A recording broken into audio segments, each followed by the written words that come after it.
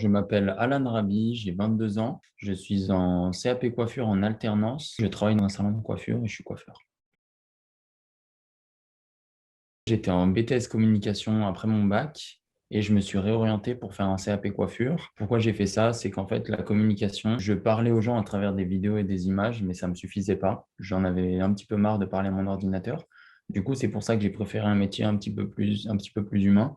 Donc, la coiffure, et ça faisait longtemps que je coupais mes collègues. Donc, j'ai voulu faire ça de manière professionnelle. J'avais pas peur, mais j'ai un petit peu hésité. Je me suis posé les bonnes questions. Est-ce que je voulais vraiment arrêter la communication? Est-ce que je voulais vraiment aller en coiffure? Donc, pour ça, j'ai fait quelques stages dans des salons de coiffure. Et en parlant avec les professionnels, du coup, j'ai vu que ça me correspondait plus et que j'aimais beaucoup ça.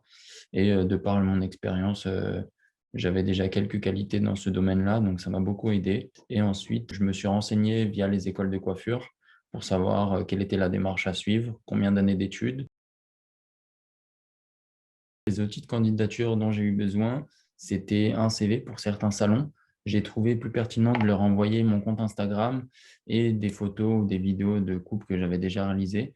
Donc, j'ai fait ça grâce au personal branding. C'est le fait du coup de construire un petit peu son image sur les réseaux sociaux. Et c'était un petit peu plus parlant qu'un CV, vu que c'est un métier où on a quelque chose à réaliser. C'était beaucoup mieux de montrer du coup les réalisations que l'expérience.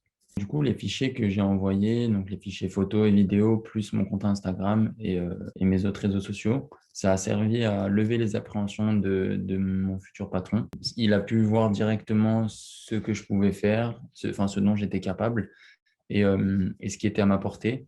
Et ça a facilité du coup le chemin vers la journée d'essai. Journée d'essai qui a été précédée par un long appel téléphonique pour être d'accord sur les modalités, sur la poursuite du coup d'études et au travail. Donc, s'en est suivi la journée d'essai où j'ai dû réaliser des prestations sur client. Si ce que j'avais montré sur de mes réseaux sociaux correspondait à ce que je savais réellement faire. Pendant ma deuxième année de BTS, du coup, qui était ma dernière, je suis allé faire des stages et je suis allé travailler dans un salon de coiffure. Et ça m'a aidé du coup à faire la transition. Mais ça me tenait quand même à cœur de finir mon année de BTS. M'entraîner à couper, du coup, que ce soit chez moi ou en salon, dans un milieu professionnel, ça m'a beaucoup aidé et ça m'a beaucoup préparé au CAP coiffure et à ma réorientation. Donc ça a été vraiment très important. Ça a été une étape clé dans la transition. Si j'ai quelques conseils à vous donner concernant votre réorientation, foncez, n'hésitez pas. Calculez quand même ce que vous faites. Soyez précis. N'hésitez pas à demander de l'aide, que ce soit aux professionnels, à vos professeurs, à votre entourage. Renseignez-vous d'abord si le métier que vous préparez actuellement vous plaît ou non. Et renseignez-vous si le métier que vous voulez préparer, donc le métier de reconversion, savoir si ce métier vous plaira ou non. C'est très important, on ne peut pas quitter un secteur pour aller vers un autre pour finalement se rendre compte qu'il ne nous plaît pas non plus. Essayez d'être vraiment précis et d'être clair là-dessus.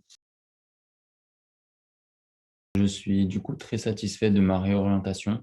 Ça me permet de m'épanouir un peu plus, chose que je ne pensais pas du tout. Et je suis quand même satisfait et vraiment content de mes études antérieures qui, je pense, m'ont aidé à en arriver jusque-là. Donc, non, vraiment très content de ma réorientation. Ça me permet de couper un petit peu plus et de faire un métier qui me correspond davantage.